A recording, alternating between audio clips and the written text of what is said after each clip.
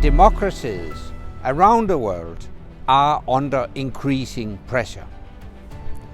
That is why we need to come together for the defense of democracy and freedom more than ever. This year, in a very special virtual edition of the conference, we will use the technologies that connect us to strengthen our democracies. Where we want to also say, yes, there are all these difficulties here during the pandemic, but we also want to be optimistic and say there are also innovative ways. Like we do this summit, people have figured out doing virtual town hall meetings, figured out new ways of keeping up sort of the democracy activism flame. Under such heavy pressure, however, it doesn't make bowing to China or kowtow to Beijing recognized as kind of wise choice. I think as investor, the best way to safeguard your interests is to voice out when you find something goes wrong. That's how a democratic society should work like.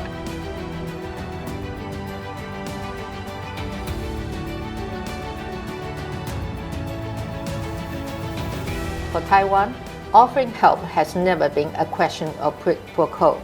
It is simply what friends do in times of need. We believe we should take a similar view about helping ourselves in order to help others when it comes to democracy as well.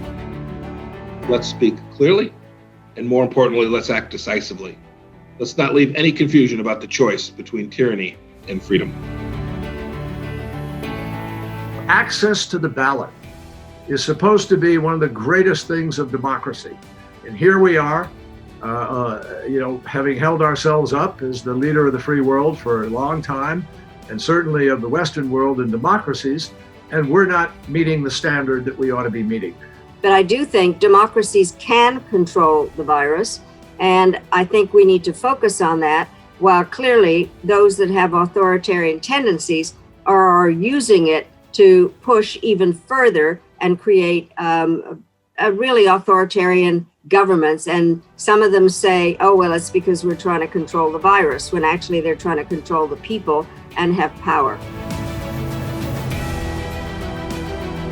Part of our duty as a company was to make sure that when we could help ensure government infrastructure was stable and reliable, that it was important.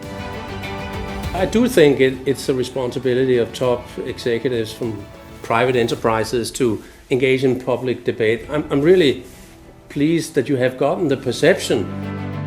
Well, I do think that this is a time when the world's democracies need to work together. We see every day the need for more collaboration across the world's democracies. I think that democracy is under attack today by certain authoritarian governments around the world. The EU did not manage to get our story out.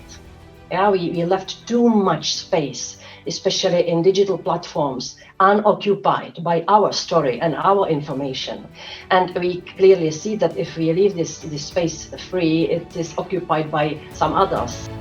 And this concludes the Copenhagen Democracy Summit 2020. We aim to be back in a physical format next year in Copenhagen and hope to see many of you then.